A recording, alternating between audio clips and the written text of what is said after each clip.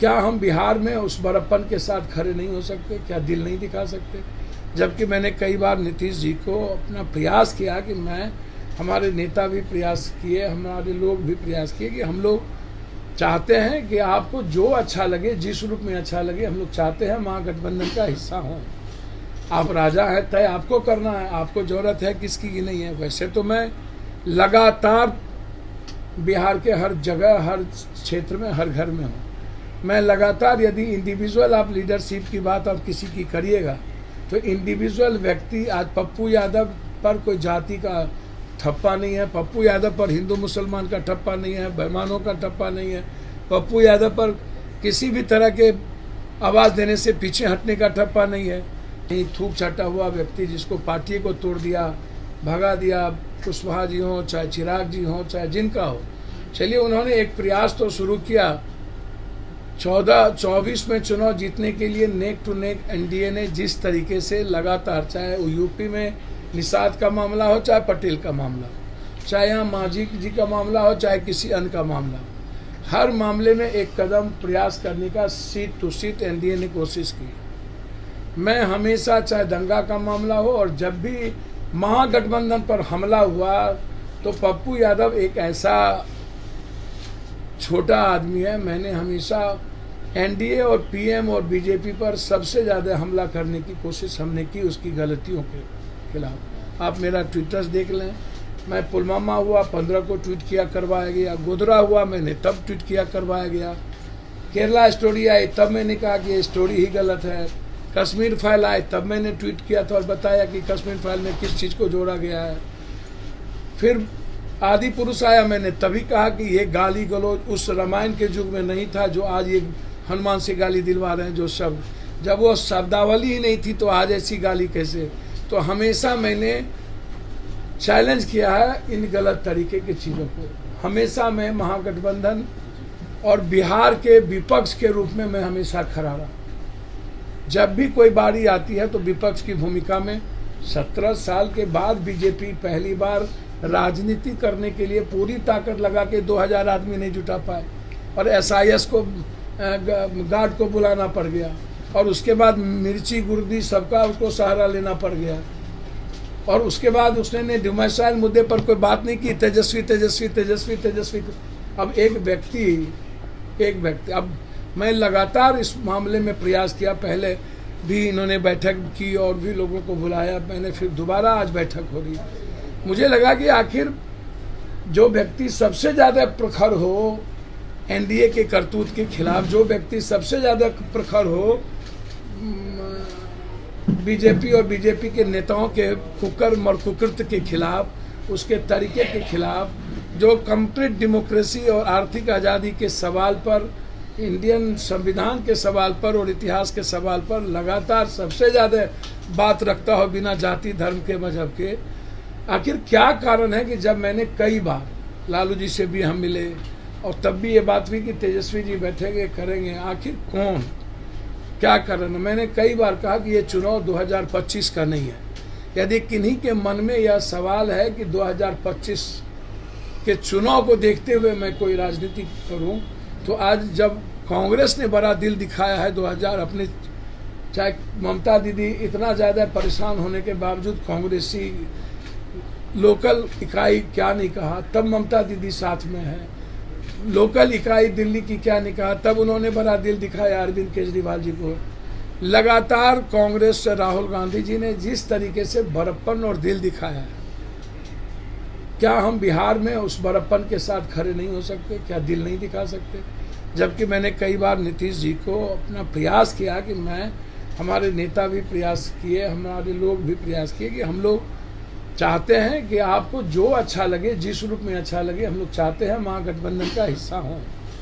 आप राजा हैं, तय आपको करना है, आपको जरूरत है किसकी की नहीं है। वैसे तो मैं लगातार बिहार के हर जगह, हर क्षेत्र में, हर घर में हूँ। मैं लगातार, यदि इंडिविजुअल आप लीडरशिप की बात और किसी की करिएगा तो इंडिविजुअल व्यक्ति, आज पप्पू यादव पर कोई जाति का ठप्पा नहीं है, पप्पू यादव पर हिंदू मुसलमान का ठप्पा नहीं है, बेईमानों का ठप्पा नहीं है, पप्पू यादव पर किसी भी तरह के आवाज़ देने से पीछे हटने का ठप्पा नहीं है। तो मैं लगातार कोसी सीमांचल से लेकर मिथिलांचल के 5 सीटों पर, आज नहीं 1 सालों से लगातार मेरा प्रयास जारी है कि मैं इसको कैसे मजबूत करूं और कोसी सीमांचल मिथिलांचल में सभी जाति को कैसे लाऊं। और मेरा ये प्रयास रहा है कि इस हर जाति को एक साथ लाने का प्रयास मैं लगातार किया हूँ। मेरा जो कैरेक्टर रहा है, मेरा जो वे रहा है, तरीका रहा है, उसमें मैंने हमेशा कोशिश की कि सबको साथ लेके चलें और एक कैरेक्टर के साथ जिए। और फिर मैंने कभी दलगत चीज़ों को भी नहीं देखा, सबके लिए मैं खड़ा रहा और मददगार रहा। ऐसे समय में कोसी सीमांचल हमेशा वहाँ की जनता चाहती है कि पप्पू यादव हिस्सा महागठबंधन का हो, और इसीलिए मैंने कभी इस मामले से अलग नहीं हुआ। मैं हमेशा, हमारी कोशिश रही कि मैं महागठबंधन का हिस्सा बनूं। आखिर क्या दिक्कत है राजद या जदयू के किसी व्यक्ति को, ये मैं नहीं बता सकता हूँ। मैंने हमेशा कहा है, दोबारा मीटिंग जिसमें 26 अन्य पार्टियों को भी जोड़ा गया, अच्छी बातें हैं। और मैं आज भी कह रहा हूँ, मैं लगातार 5 सीटों पर अपना प्रयासरत हूँ। मैं 5 सीटों पर तैयारी में लगातार कर रहा हूँ, लेकिन महागठबंधन के हिस्सा बनने में उनके विचारों के साथ मैं खड़ा रहूँ। मेरी ताकत रही या नहीं रही, 1% की मेरी ताकत है या 2% की है। मैं कई बार कह चुका हूँ कि तीसरी जो फ्रंट है, वो जब कभी चुनाव आता है, तब जब तीसरा फ्रंट बनने की बात आती है, तो वह लोगों के बीच विश्वसनीयता खड़ा नहीं कर पाती है। हम तीसरे फ्रंट बनाते हैं, फिर बिखर जाते हैं और फिर 5 साल साथ नहीं रहते हैं, फिर एक साथ मुद्दों पर काम नहीं करते हैं। तो ये तीसरा फ्रंट, मैं किसी तीसरे फ्रंट की ताकत को कमज़ोर नहीं कर सकता हूँ। बसपा की अपनी ताकत है, AIMM की छोटी ताकत है, या AIMM का बिल्कुल है। बीजेपी समझती है इसी नफरत से उसकी पार्टी जिंदा रहेगी, AIMM भी समझती है मेरी इसी आइडियोलॉजी से मेरी पार्टी जिंदा रहेगी। तो यदि बीजेपी गलत नहीं है तो AIMM को भी बहुत गलत नहीं कहा जा सकता है। बहुत क्लियर है इस मामले में, क्योंकि बीजेपी भी अपने नफरत का आधार चुनती है, AIMM भी अपने तरीके, अपनी आइडियोलॉजी का आधार चुनती है। कल के दिन जिस तरीके से आप लगातार चिराग जी शहाबुद्दीन जी से मिले, के पत्नी से मिली, कब तक आप शहाबुद्दीन जी के पत्नी को तिलांजलि देंगे? मैं आपसे पूछना चाहता हूँ। कल कई तरह की चीज़ें आप लगातार बीजेपी कहीं ना कहीं, अब मुख्तार अंसारी के बेटे को बीजेपी ने एक्सेप्ट कर लिया। अब दूसरे मीटिंग में भी आपने हमको नहीं बुलाया, चलिए कोई बात नहीं है, आपने नहीं बुलाया। आज तक मैंने बात करने का प्रयास किया, कोई बात नहीं, और भी प्रयास हम करेंगे। हम चाहेंगे कि अगस्त तक हम लगातार इस प्रयास को रखें, हमें कोई कमजोर ना आके, और मैं कोई अलग नहीं हूं, कोई कमजोर भी नहीं हूं, बस मेरी कमजोरी जनता है, इसीलिए मैं महागठबंधन का हिस्सा बनना चाहता हूं। आप महागठबंधन, एक मिनट, मेरी कमजोरी जनता है, क्योंकि मैं जनता से हूं और हर घर से जुड़ा हुआ हूं। और सीमांचल, कोसी, मधेपुरा, पूर्णिया, खगड़िया, सहरसा, सीतामढ़ी हो या मधुबनी हो या दरभंगा हो, इस इलाके के लोग चाहते हैं कि पप्पू यादव इस देश को बचाए, पप्पू यादव इस देश की संविधान और लोकतंत्र को बचाए। पप्पू यादव की भूमिका सबसे महत्वपूर्ण होगी। और एक तरफ महागठबंधन में कांग्रेस की बात नहीं कर रहा हूं, मैं हमेशा कांग्रेस के साथ रहा हूं, लेकिन मैं यह जरूर आज कहूंगा कि कांग्रेस को मेरे लिए तय कर लेनी चाहिए क्या मैं महागठबंधन का हिस्सा रहूंगा या नहीं रहूंगा। और इसके लिए मैं अगस्त तक बहुत क्लियर हूं कि मैं अगस्त तक अपने कामों को मैं करते जा रहा हूं और इंतजार करूंगा। अगस्त के बाद मैं स्वतंत्र हो जाऊंगा कि जनता के बीच मैं जाऊंगा और कहूंगा मैं लगातार मैंने प्रयास किए और उन्होंने लगातार हमारे प्रयास को तवज्जो नहीं दी, तब मैं जनता के बीच जाऊंगा। और जनता जो तय कर देगी, या पार्टी अकेले, मैं फिर कह रहा हूं कि तीसरा गठबंधन रिलायबल नहीं हो पाता है।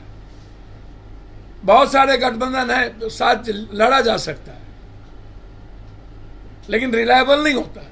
तो प्रयोग हमने तो देखा, और कई बार हमने प्रयोग किया है, और सिर्फ चुनाव जीतने के लिए ऐसी चीज नहीं की जा सकती। इसीलिए जनता के कारण मैं महागठबंधन के साथ खड़ा रहना चाहता हूं।